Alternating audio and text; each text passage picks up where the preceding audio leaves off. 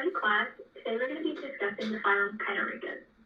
To begin, we're going to go over the evolution of the Kinorhynchas by looking at their phylogenetic tree. I am so bored. I think I'm just going to watch my favorite show and keep up with that. That's it, we're done. Come on in. We're the Kinorhynchas. I'm Kim Kinorhyncha, and welcome to our crazy life. So I'm kind of small. I'm the height between my two sisters, 0.13 millimeters to 1.04 millimeters. I'm about 0.50, like the perfect size. I get compliments all the time on my yellow, brownish skin tone and all 13 of my zonites. It's a bummer because I don't have any limbs. I'm not able to pick up anything. Mom says the most attractive feature about me is my crown, or the ring circles behind my oral cone. So I have a lot of favorite features about myself, but another one are the placids, the plates that cover my mouth and pharynx that I can actually retract. Yeah, but you can't do that. Yeah, as you can see in this little old video of me, in that video when I was younger, you could also see the multiple spines that are actually movable extensions of my body wall. Yeah, it's pretty cool. But father argues that we are most closely related to the Lari sufferans, but grandfather says that we are actually probably closer to the priapulids. Regarding my age, I don't really like to talk about it. But yeah, no one really knows. I mean, I have cousins that have lived for God knows how long. Probably, they've evolved multiple times since they were born, I think. Hi, my name is Chloe, and I'm the youngest of the family. As the youngest of the family, I get whatever I want. For example, our personal chef knows exactly what I like to eat and makes me and my family our favorite meals.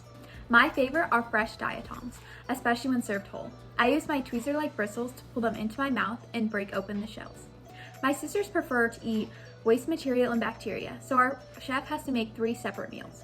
However, we always get the best food when we go back home to the marine with brackish water. There's such a variety in the over 8,000 meters of depth in the water. The best views are from the upper well-oxygenated sediment layers, which is where we like to stay. However, my absolute favorite place to go are the sandy beaches with algae with the other invertebrates. So, as you've probably already guessed by now, my name is Courtney. I'm the oldest Kinorhyncha sister. And so, a kind of embarrassing fact is that we can't really swim. But that's never stopped any of us because we usually move around by extending our head and using our anterior scallops to move our body forward to bury into sediment or move through water. As for our relationship to humans, it's actually kind of cute. They have this really cute nickname for us, mud dragons. And from what I've been told, we really don't have any beef with them. There's only ever been positive effects for humans, such as the importance the Kinorhynchas have in the marine food chain, as well as our input in their scientific research history. And the way that it works is that we have separate sexes, male and female. And we both have paired gonads and short gonoducts, but you really won't be able to tell us apart. We also reproduce all year round and lay from 3 to 6 eggs at the same time. I know what you're thinking. Our small bodies, what? But actually, we are very surprising creatures, I will say. And so after the male places a bag of sperm in the female and fertilization happens, she then attaches those eggs to a sand grain. Yeah, I'm not really much about that life. Sounds like a lot of work. But honestly, my Aunt Kelly says that it's really not that bad. I'm the oldest sister. I've actually been looking into this for quite a while, and a recent study done in 2015 by a published journal said that Kinorhyncha was divided into these 2 clades, but this team of researchers actually tested the molecular sequence data in combination with the morphology.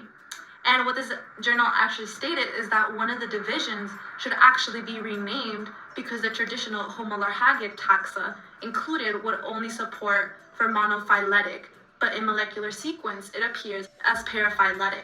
This obviously leads to Homolarhagida as a sketchy and questionable group. And that's the thesis. All right, class, to end the day, we're going to be going over another phylogenetic tree about the Kinorhyncha phylum. This one's a little bit different from the first one, and as you can see, it's a little similar because the first phylum to have evolved was the Porifera. However, it changes because in the first tree it showed that the Echinodermata and Chordata were very closely related. However, this one is showing that the crayfish, which is part of the Chordata phylum, is very closely related to the clam, which is part of the Mollusca phylum. Next up, we have the other Mollusca phylum, which has the squid. The biggest difference is that the Kinorhyncha phylum is most closely related to the earthworm, and the earthworm is part of the Annelida phylum, which was not shown in the first phylogenetic tree. All right, class, that's going to be it for today, and I'm going to see you guys next week. Have a good rest of your day. Thank you.